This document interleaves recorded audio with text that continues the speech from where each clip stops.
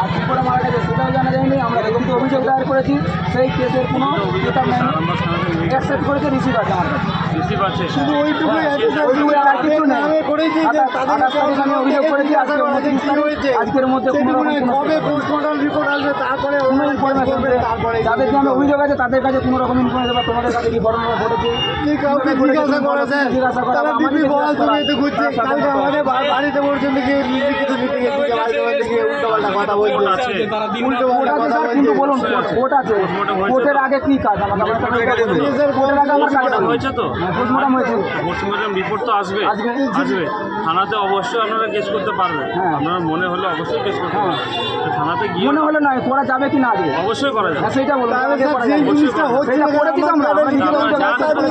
এই জায়গায় অবরোধ করে এটাও জানি, এটাও আমরা জানি আজকে পুজোর সময় অবরোধ করছে এটাও জানি, কিন্তু প্রশাসন যদি হাত গুটি নেয় সাধারণ মানুষ কি করবে, ওই ছেলেটা কিন্তু ওর বাবা কি করবে আমাকে এটা জবাব দিন।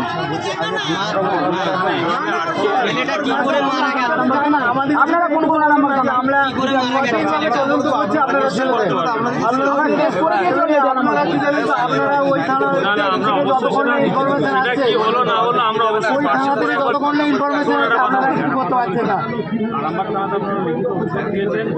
হচ্ছে না হচ্ছে সেটা আমরা পার্শ্ব করে দেখছি, ওই কথাটা আমরা ওটা পার্শ্ব করে দেখছি যে ওরা কতদূর প্রোগ্রেস করলো বা কি হলো আমাদের এখানে কিন্তু আপনারা এইভাবে রাস্তাটা আমরা ছেড়ে দেবো,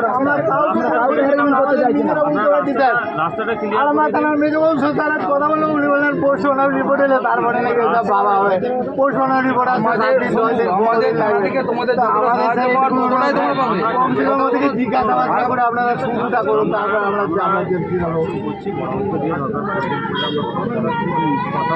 কথা বলুন, কথা বলে কি হচ্ছে রাস্তাটা আমরা ছেড়ে দিচ্ছি স্যার, আপনি আমরা কথা দিচ্ছি আমরা এখানে আছি, আমরা এখানে আছি, রাস্তাটাকে ক্লিয়ার আমরা ছেড়ে দিচ্ছি, আমরা ছেড়ে দিচ্ছি কিন্তু না হয় আমরা কিন্তু ওই আমরা আবার অবস্থান করে মরে যাবো, আমরা বাঁচবো না।